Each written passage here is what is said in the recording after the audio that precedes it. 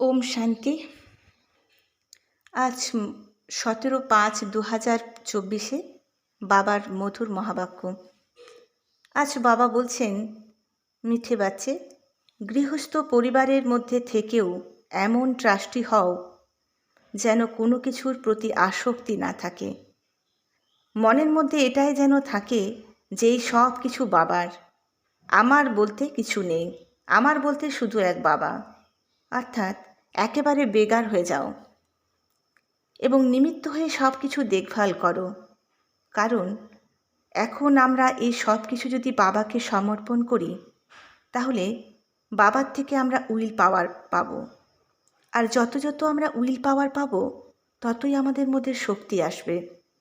অর্থাৎ আমাদের মন বুদ্ধি শক্তিশালী হবে এবং একাগ্র হবে। আর ততই বাবার সাথে আমাদের যোগও পাওয়ারফুল হবে। তাই শিব বাবা বলছেন, মিষ্টি বাচ্চারা, তোমাদের পুরুষার্থের লক্ষণ কি? উত্তরে বাবা বলছেন, আমি মারা গেলে দুনিয়াও আমার কাছে মৃত, এটাই হলো তোমাদের লক্ষ্য। এমনকি শরীরের প্রতিও যেন মোহ না থাকে। অর্থাৎ এমন বেগার হও যাতে কোনো কিছুই যেন স্মরণে না আসে। অর্থাৎ আত্মা যেন অশরীরী হয়ে যায়। আর স্মরণে যেন থাকে যে এখন আমাকে বাড়ি ফিরে যেতে হবে।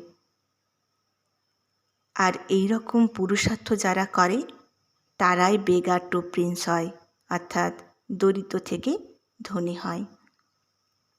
তাই বাবা বলছেন,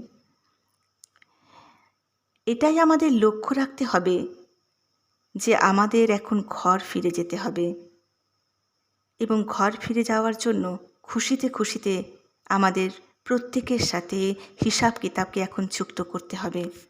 আর তার জন্য এখানে সকলের সাথে আমাদের ভালো ব্যবহার করতে হবে এবং সব কিছুকে সহন করতে হবে এবং একেবারে নষ্ট মোহ হতে হবে।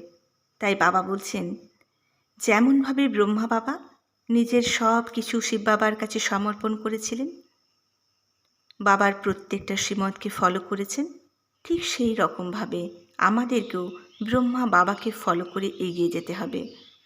আর তবেই আমরা বাবার সমান হতে পারব। তাই নিজেকে সবসময় মনে করাতে হবে যে আমি যখন পরমধাম থেকে এসেছিলাম তখন পবিত্র অশরীরী হয়ে এসেছিলাম। তাই যখন ঘর ফিরে যাব পবিত্র অশরীরী হয়েই ফিরে যেতে হবে। তাই বাবা বলছেন, আমি এখন এসেছি তোমাদেরকে ফকির থেকে ধনবান বানাতে। তাই সৃষ্টির আদি মধ্য অন্ত জ্ঞানকে তোমরা ধারণ করো এবং বা সদস্য চক্রকে ঘোরাও। কারণ সত্য ত্রেতা যুগে আমরা ধনবান ছিলাম এবং দাপর আর কলিযুগে আমরা ফকির হয়ে গিয়েছি। তাই এখন বাবা এসেছেন আমাদেরকে ফকির থেকে আমির বানাতে। তাই বাবার দেওয়া জ্ঞান রত্নগুলোকে আমরা নিজের মধ্যে ধারণ যত করব, ততই আমরা ধনবান হতে থাকব। কারণ এখন যে যত জ্ঞান রত্ন নিজের মধ্যে ধারণ করবে, সে ততই সত্যযুগের স্থূল ধনের মালিক হবে। কারণ সত্যযুগের সবাই ধনবান হবে, সেখানে কেউ গরিব হবে না। সেখানে না থাকবে কোনো দুঃখ, না থাকবে কোনো অশান্তি, এক সুখ শান্তিময় দুনিয়া হবে সেটা। তাই বাবা বলছেন যে এখন সব কিছু থেকে মনকে সরিয়ে নিয়ে বুদ্ধিযোগ এক বাবার সাথে যুক্ত করো এবং বারবার অভ্যাস করো, আমি এক অশরীরী আত্মা। এখন আমাকে ঘর ফিরে যেতে হবে। এই পাঠকে পাক্কা করো, এমনভাবে পাক্কা করো যাতে শরীরের বোধই না আসে। ফির বাবা বলছেন বরদানে, সদা সন্তুষ্ট থেকে নিজের দৃষ্টি বৃত্তি কৃত্তির দ্বারা সন্তুষ্টতার অনুভূতি করানো সন্তুষ্ট মনে ভব। অর্থাৎ ব্রাহ্মণকুলের বিশেষ আত্মা হল তারা যারা সদা সন্তুষ্টতার বিশেষত্বের দ্বারা নিজে সন্তুষ্ট থাকে আর নিজের দৃষ্টি বৃত্তি আর কৃত্তির দ্বারা অন্যদেরকেও সন্তুষ্টতার অনুভূতি করায়।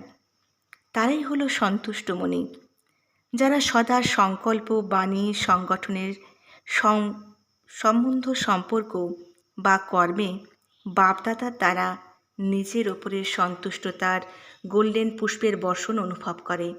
এই রকম সন্তুষ্ট মনে বাপদাদার গলার হার হয়ে যায়।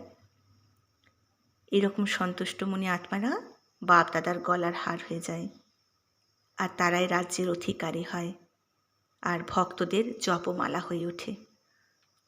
ফির বাবা স্লোগানে বলছেন, নেগেটিভ আর ওয়েস্টকে সমাপ্ত করো, তবেই তোমরা পরিশ্রম মুক্ত হবে। ওম শান্তি।